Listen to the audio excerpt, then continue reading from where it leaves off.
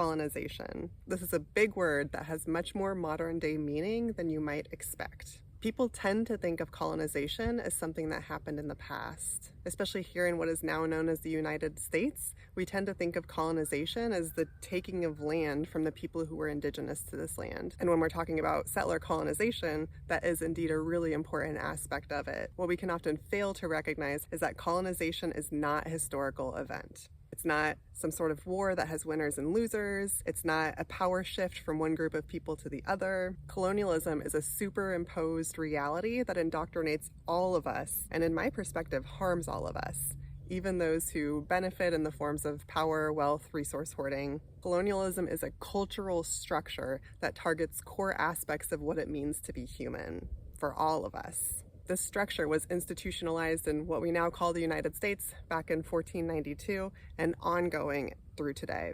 I want to focus on those ongoing aspects of colonization in this video because I find that they are not talked about as often as I think they need to be. So we're going to focus on 3 ways that you are probably colonized and don't know it. First of all, relationship to nature and spirit. The first question to ask yourself is, how do you view the earth? Is it coming from a perspective of extraction, or is it coming from a perspective of relationship? I want to use my own experience as an example here because I feel like that will offer some insight into the nuances of how this can look. I was raised by a family that really taught me to care about the earth. I was raised in a way that recycling was very focused on, making sure we're not overusing resources was very focused on. I was very aware growing up that it was deeply important for me to protect the earth and protect the way that we generate resources in this culture. At the same time, I was taught things like dandelions are a weed and deserve death. And that's a very common mentality, right? The way that people care for their lawns, what we think of as a weed versus a plant. Dandelions are actually healers of soil, and yet there's a huge socialized norm of perceiving dandelions as a weed, as something negative, as something to be pulled out and done away with. There's a lack of understanding from that framework that all parts of an ecosystem work together, and it's not about controlling one thing, it's about bringing the ecosystem into balance. Similarly, the way that I was socialized to think about things like energy and water, I can now see, even though I was taught it in a way that was intending to be generative and protective of the natural resources, it was actually coming from a paradigm of extraction, a paradigm of not recognizing the earth as a living, breathing entity of its own. So for example, energy and water. I was constantly told as a child, make sure you're turning off the light switch as you're leaving the room. And some of that might have been about the money it cost, but I really internalized that message as, if I'm using up this energy, that's energy that I'm taking away from Earth. It's like slices of pie. And if I'm taking this one slice of energy pie, that means that there's less slices of pie for everyone and everything else. It was the same with water. My family is very focused on making sure we're not letting water run unnecessarily. That was an important and valuable thing to have been taught, and at the same time it fed this extraction paradigm within me in subtle, unconscious, nuanced ways, subconscious ways. I was left feeling that every glass of water that I took, again, I was taking away from Earth. All of that is rooted in a paradigm that Earth is dead, that there are a finite number of resources, and when we take those resources, that's it. The resource is done, the resource is gone. What I've learned since then on my own journey of understanding my relationship to Earth is that Earth is regenerative. Things like energy and water are not finite. Yes, we are out of balance as a human population, and yes, we need to monitor and be aware of our consumption as a result of that. But Earth is an alive being who has the capacity to replenish herself. Earth is abundant and regenerative, as are all of us. When conditions are balanced, Earth will naturally balance everything else. What that means is when we as a human species are not overusing these natural resources, Earth naturally regenerates them herself.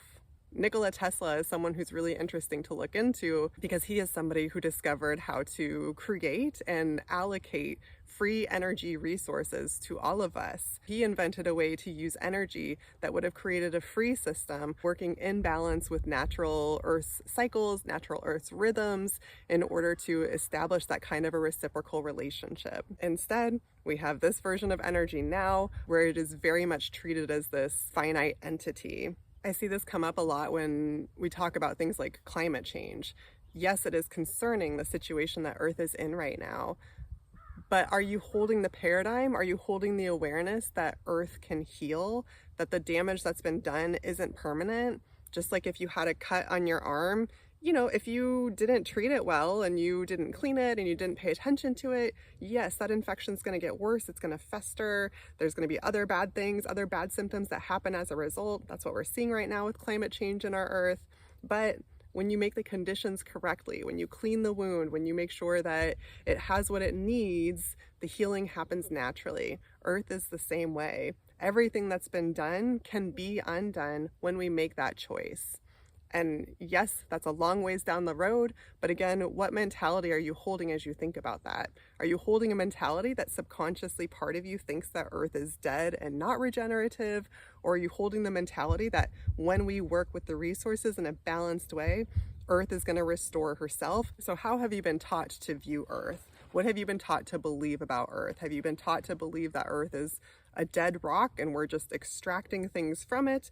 Or have you been taught to believe that Earth is a living being and we are in reciprocal relationship, meaning that there's a responsibility to tend and also a respect that Earth is her own autonomous being who has capabilities and healing potentials, and our role as stewards on this land is to just support the maintenance of that balance. Similarly, how do you define spirituality? What do you even feel or think when I say that word? A definition of spirituality that I like is the quality of being concerned with the human spirit or soul as opposed to material or physical things.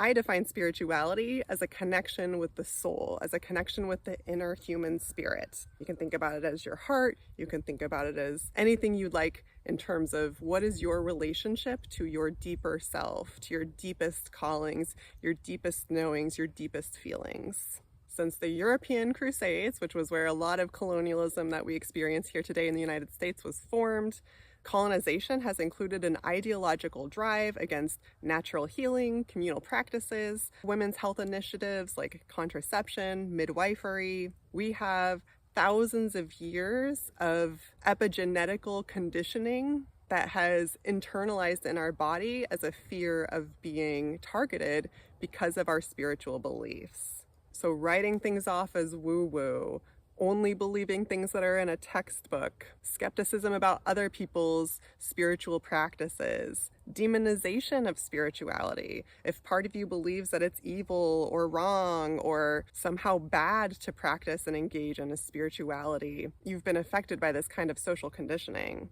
It has meant that really only churches or religion are the spaces where people can practice their spirituality. And the issue with that is that it means it has been taken entirely from our hands. So we no longer have the power. We're turning our spiritual power over to somebody else who's then telling us what to do as a result. If you've struggled to feel a sense of deep connection to yourself, to your spirit, to your soul, to understand what your calling is, what your purpose is, why you're even here, why humanity is here, what the purpose of life is in general, all of these things are structures of colonialism that have come between us and our human spirit. The second area to look for symptoms of colonialism within is appearanceism. How do you feel about other people based on their appearance? In this culture, there's so much emphasis placed on how someone looks, how someone talks, how someone behaves. And it's not just an awareness of that difference. There are judgments made and differential levels of respect assigned depending on how people are showing up, how they're dressing, how they're acting, how they're speaking. If someone isn't wearing proper clothes, if their teeth don't look the way that we think that they should look, if their hair is kinky or somehow not in alignment with what the dominant culture is socializing us to think is normal, all of those are then reasons that we can perhaps not treat somebody with respect, or at least we don't think very highly of their opinion. We equate their intelligence with their physical appearance. Celebrity culture is a huge example of this. Our tendency to fall for pretty charismatic, well-speaking leaders who lack depth and quality is a sign of this. If we just take a look at Disney movies, we're always supposed to trust the pretty one, right? It always features a very pretty, particularly European style beauty. There are studies about how even kindergarten children end up developing a preference for conventionally attractive educators as opposed to other kinds of educators. All of this feeds right in. This is all an aspect of how we're socialized to view other people and assign respect and assign intelligence based on that perception of their physical outward appearance. I used to say this to my class all the time, that if I was here standing in front of you wearing my pajamas with my hair completely undone, not a care in the world for how I looked on the outside, I would still know the same amount of information, right? I would still be bringing the same amount of experience and the same amount of content to be sharing with all of you. So why would what I have to say be held with less validity in that sort of a scenario? Ernie Chambers in Nebraska is a great person to think about this as well. He's a legislator in Nebraska who has really pushed back against this. I think he was the first Black legislator in Nebraska, and he has been one of the most voted into term elected officials perhaps ever in Nebraska. And one of his tenets is that he will not dress formal. He shows up in sweatshirt and sweatpants every single day. And his purpose is to push this question into people's minds. Why does it matter what I wear? Why can't I be valued for the content and the words that are coming out of me instead of what I physically put upon my body? Appearanceism is a seed planted into us through colonialism, because colonialism really emphasizes how people look and surface level conditions, which we're going to get into a little bit more in the next item. The final point I want to make here is how do people speak? Where we equate this lack of grammar capacity, lack of sentence structure, lack of ability to speak in this heightened Western academic way with a lack of respect, a lack of intelligence. I really noticed this when I was teaching, and I can't tell you through my teaching, even ongoing now, I can't tell you how many students I've had who are ESL students, English as a second language, who come in feeling stupid, come in feeling less than because they've received that message so much because of their communication challenges. When we equate people's intelligence, their innate natural intelligence, with sentence structure, with grammar, with spelling, with their capacity to jump through those superficial level hoops instead of focusing on what's the content of what they're trying to say, we end up writing people off and we end up practicing appearanceism. The final item, which builds on that appearanceism theme a bit more, is this theme of being proper, of being tame, of being civilized. And being civilized is really where we see colonialism stepping in, because that is exactly the social conditioning that allowed them to justify genocide, that allowed them to justify the use of boarding schools, that allowed them to attempt to kill indigenous spirituality and indigenous cultural practices through use of terms like savages, less than human, kill the Indian, save the man. There's a book that I used in teaching called The Body and Society, and it's a sociological book that talks about some of these pieces. And specifically, the book focuses on this civilization process. And there's a couple pieces here that I want to focus on. First is self-discipline and restraint. There's a quote from this book that I just want to read. The civilized body is one that conceals its rhythms and is highly individualized and completely managed, and the civilized person is discernible from the uncivilized person by the extent to which they are capable of exercising emotional restraint and establishing control over bodily impulses. So there continues to be this theme of restraint, of control, an emphasis on superficial level presentation. It doesn't matter what's going on inside of you. It doesn't matter how you feel. It doesn't matter what wisdom and experience and intelligence you hold within you. What matters is what the world can see on the outside. Are you dressed well?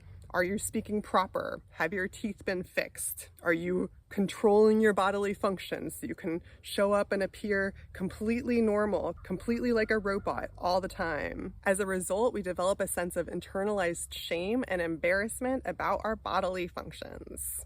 Things like spitting, urinating, defecating, vomiting, sexual activity, birthing, dying. All of these areas have become incredibly taboo through colonialism's influence. And some of that makes sense, right? We don't want people like defecating and urinating in public.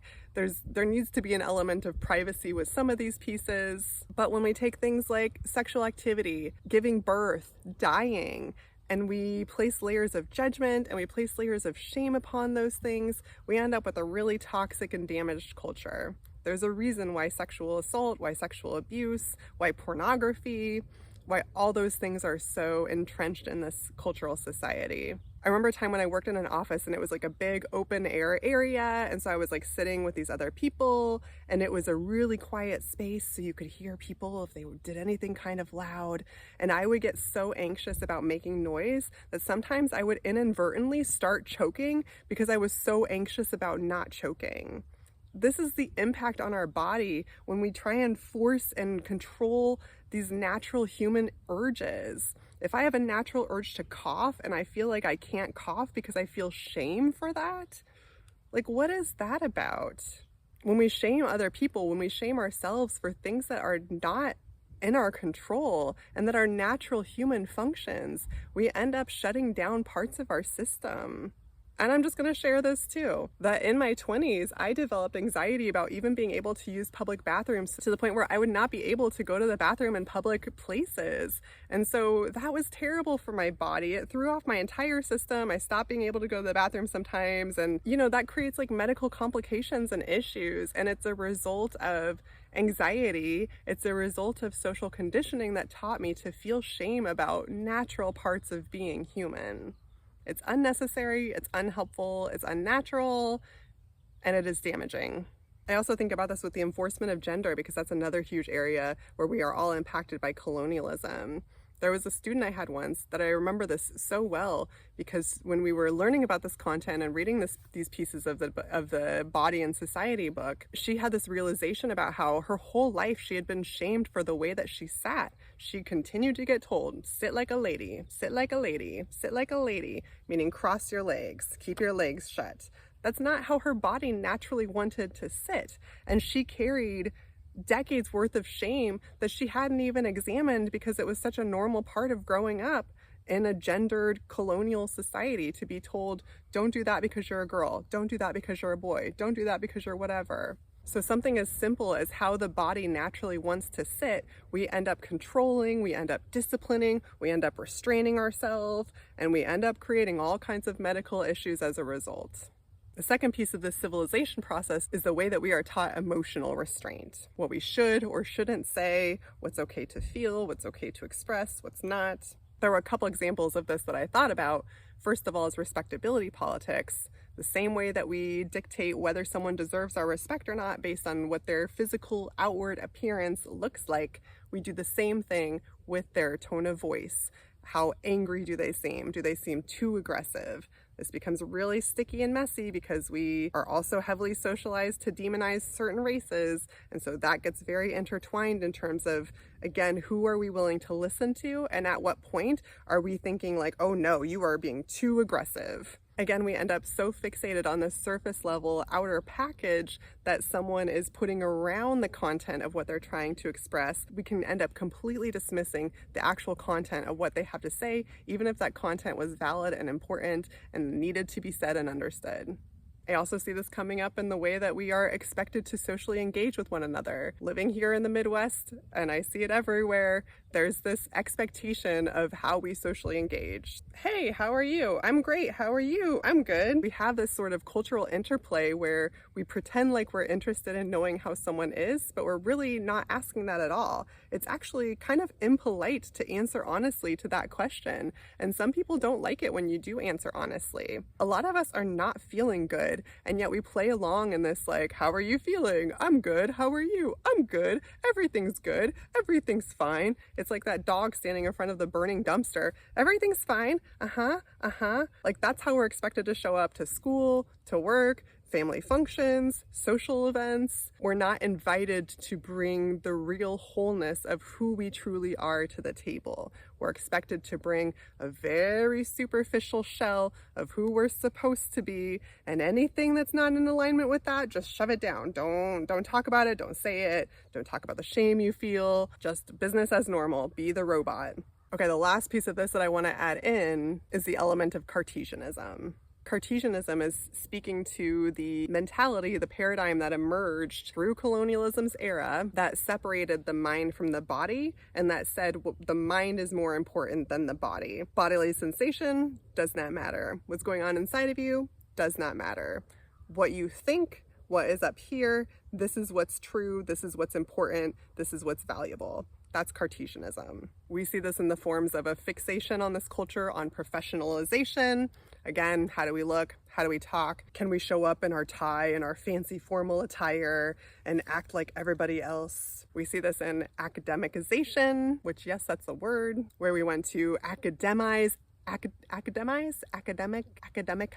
when we want to apply academics to everything, when we don't trust something unless we see it out of a research book, when we can't value a professional field because we don't see it as being rooted in our academic educational systems. All of this means that knowledge becomes very elite. We rule out the people who use sources other than the mind to get their intelligence from. We rule out the people who can't jump through the hoops in order to become what society deems professional or academic. We end up prioritizing scientific studies over people's lived experiences. We end up creating a culture where we can argue and argue and argue till we're blue in the face with copious amounts of evidence on either side and end up getting nowhere because we're not actually connecting to the heart of the issue. We're staying wrapped up here in the head. And the problem with staying wrapped up in the head is that we can talk our way in or talk our way out of anything. So this aspect of Cartesianism, in addition to colonization's ideological drive against natural healing and communal and women's health practices, is what has created our modern medical model and our understanding of science. This is why so many people in this culture don't end up healing. People can see a therapist for decades and decades and decades and make no progress. People can have an illness their whole life and die from it and never experience healing. Again, just like the earth, healing happens when balance is restored. Healing happens naturally when the elements, when the ingredients, when the environmental conditions are right for it to happen. So the fact that healing doesn't happen by and large in this society is a huge indicator that the natural conditions are not in balance. So I invite you to think about how all of this shows up in your own personal life and perhaps mostly the messages that you tell yourself, but also to think about how this shows up in our society around us, in the structures that we turn to and trust, our education structures, our medical structures, science as we know it in this Western paradigm. All of these things are interconnected in really subtle ways that we might not recognize unless we unpack some of these details. So what's the point of all of this? What can we do with all of this? We can't just wave a magic wand and erase colonialism from the reality around us. It has been deeply entrenched and is really the fabric of all aspects of society that have been created since the United States was stolen. Well, first of all, awareness is power, and we can't change what we don't see. We have to start seeing the way these things show up in our reality if we're ever hoping to do anything about it. Also, it is so important for us to recognize that greed, selfishness, competition, violence, fear, those are not natural human states. Those might be experiences that we trip into a little bit moving about our journey as a human, but it is not natural for us to live perpetually, permanently in those states as so many of us do here. These are symptoms of colonization. And the reality is that right now we are in an era of opportunity. We have the power to choose right now in ways that we never have before. We either choose to keep participating in these systems or we choose to pave a new pathway forward. The pathway to liberation for all of us lies in our conscious awareness and our conscious choice. And it starts small with the ways that we're treating ourselves. Are we reinforcing colonization on ourselves or are we helping support our own liberation? So that's the question that I want to leave you with. How can you make choices? How can you start making some choices to internally liberate yourself? Because the micro becomes the macro. The changes that you create within yourself not only serve you well, but they in turn are what's going to create a better society for all of us, because the expectations we hold for ourselves internally are what we project and reflect on other people around us, which is how colonialism stays entrenched, because we are taught to believe and internalize all these messages, and then we go around and we teach it to other people and we enforce other people. Hey, that's not what a girl does. Hey, that's not what a boy does. Stop doing that. and we continue and we continue and we continue. So the first step is to stop that cycle. The first step is to break the process of colonizing within. It's not easy and we have a long way to go, but the good news is that we are all connected. We are all in this together, and many of us are exploring new ways and new avenues and returning to old ways of what it truly means to be human. So the more we can come together and walk that journey together, the more we can decondition ourselves and unpack the way that colonialism has turned us into some sort of robot that's not reflective of our true nature, the more we can break the spell that has been cast upon all of this land, and the more we can move in the direction of bringing the colonial era to a close. Blessings, blessings, blessings, and best wishes for you along your human journey.